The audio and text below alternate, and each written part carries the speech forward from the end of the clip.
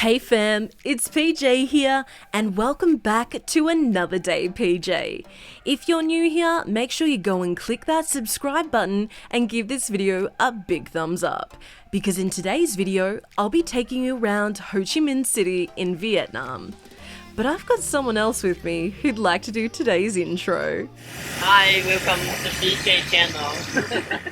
So you might have guessed it's not just me that's gonna be on this trip. I'll have a group of my amazing friends along for the ride, so get ready and buckle up. For those who don't know me personally, note that my figure is about the same size as my personality, so getting on the back of a scooter with my friend Andy was not only the ultimate show of trust in him, but also that scooter. However, what better way to see the local sights at night than on the back of a scooter dodging and weaving the traffic through Ho Chi Minh City. Pretty sure road rules there are more of a suggestion than something that's actually enforced. But we then went to Boi Ven, which is known as a bit of a party street in Ho Chi Minh. Now, if you're not into loud music, bright lights, going to bars and so on, this area is probably not for you. But don't stress, because there are plenty of quieter areas you can go to just sit back and enjoy the local vibes. And 24 hours after my arrival, the rest of the crew got there. Andy's playing for the camera. He wants a storyline. He's trying to get a storyline to get more screen time. Once we were all together, we headed to get some hot pot for lunch and take a walk around the area. Over the next few days, we spent our time seeing what's around, eating good food, and catching up with one another.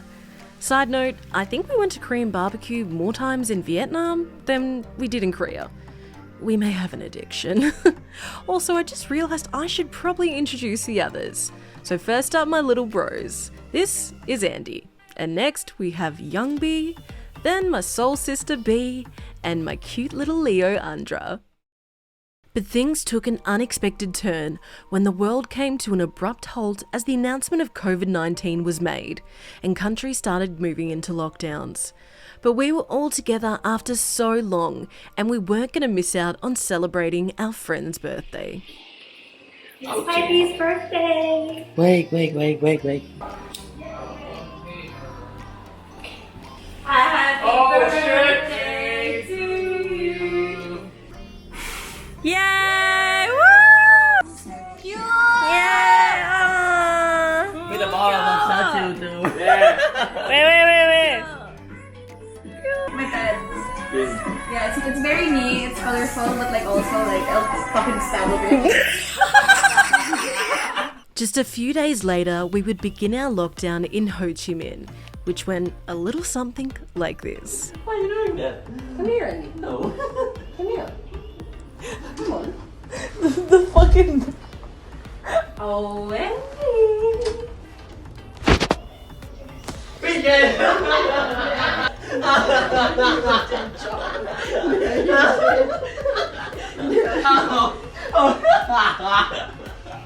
No! I'll burn you!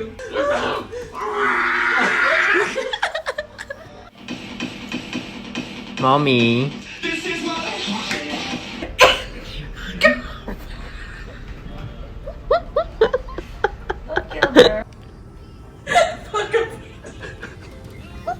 After what we thought would be weeks in lockdown turned into months, things finally started to ease up and restrictions were being lifted. So we were finally able to get out of the house and stretch our legs. We decided to head to Saigon Centre to go and get some lunch and have a look around. Because sadly, this would be my last day, for now, in Ho Chi Minh.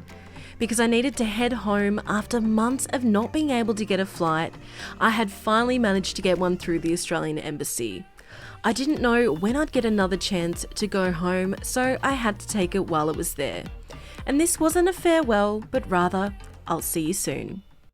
The next day, I headed to the airport to begin my journey back to Australia. Unfortunately, I wasn't able to get a direct flight to Melbourne, so I had to head to Sydney, where I'd need to complete my 2 weeks of hotel quarantine before returning home to my friends and family in Melbourne. As this was an emergency flight organised by the embassy, we were only permitted to bring one 15-kilo carry-on bag with us, which meant I needed to leave the majority of my belongings in Vietnam, but thankfully I had my friends there who could look after it until I was able to return. This whole process was pretty stressful, and I wasn't able to get much sleep on the flight. But after arriving in Sydney, they separated us onto buses, with families on one and solo travellers on the other. We were then transported to the hotels where we would be completing our 2 weeks of quarantine. For me, this was the Radisson Blu, and I must say I think I got pretty lucky with my room, considering it also had a balcony, which meant that I was able to get some fresh air and a bit of sun. Probably the thing that was actually able to keep me sane over the next 2 weeks.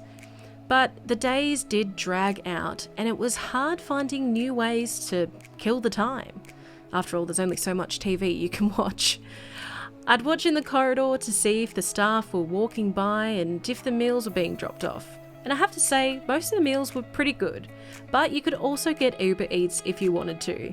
You just want to make sure you're nice to the army folk if you want your food dropped off while it was still hot. But just like that, the 2 weeks were up, and I got on the bus to go and rent a car to drive back to Melbourne. Thankfully, I got out when I did, because just 24 hours later, they closed the borders between Melbourne and Sydney. I was happy to be back home, but sad to be apart from my friends, because little did I know at the time, it would be 2 years before I was able to meet them again. This was part 1 of my Vietnam series. Be sure to stay tuned for part 2, where I'm finally able to return after the pandemic. Thanks for watching Another Day PJ. Be sure to like this video, click that subscribe button, and don't forget to share this around. And I will see you next time for Another Day PJ.